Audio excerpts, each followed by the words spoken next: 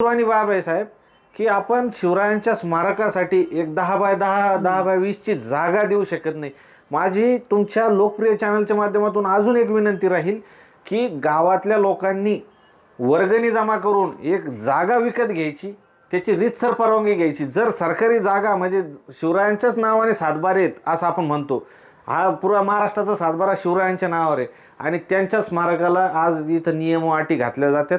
सरकारने या नियम अटी शिथिल घातल्या पाहिजे आणि हे जे बाळराजे आवारे पाटील आहेत आणि बाकीचे जे काही समाज बांधव आहेत जे स्मारक उभारण्यासाठी प्रयत्न करतात, त्यांनाही एक विनंती आहे की इथून पुढं जाती जातीमध्ये तेढ निर्माण होईल असं कृत्य करू नका. तुमचा जेवढा स्वाभिमान आहे तेवढाच प्रत्येक व्यक्तीचा स्वाभिमान आहे, पण त्यामध्ये काय होतं, काही ह्या हाकेसारखे जातीवादी लोक येऊन यामध्ये विघ्न संतोषीपणा तेढ निर्माण करण्याचं काम करते. त्यामुळं गावखेड्यातलं सलोख्याचं वातावरण हे खराब होत आहे.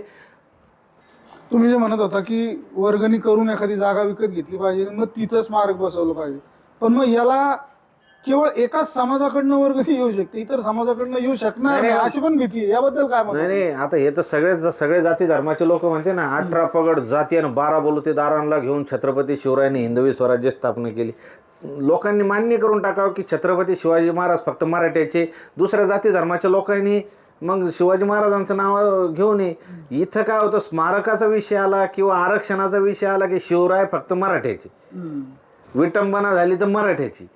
ही खेळी जमणार नाही. आज तुम्ही बघा ना, कोणताही राजकारणी जेव्हा निवडणुकीच्या याच्यात रायगडावर जाईल, शिवनेरीवर जाईल, पाया पडे नाम शिवराय. सगळ्यांची नैतिक जबाबदारी असं आपण म्हणायला पाहिजे. सगळ्यांची नैतिक जबाबदारी साहेब. आज तुम्ही मदरसे जेव्हा बघता, कुठल्याही मुस्लिम बांधवाच्या तुम्ही पानटपरीवर जा, हातगाडीवर जा, कुठेही जा, त्यांच्याकडे एक बॉक्स असतो.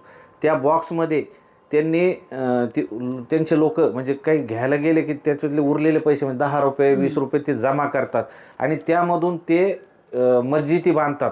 त्यांचा एक तो स्तुत्य उपक्रम आहे. तशा पद्धतीने आपण शिवरायाचे मावळे आहे ना, आपण जर एवढे गंध टिके लावून फिरतो ना, तर आपणही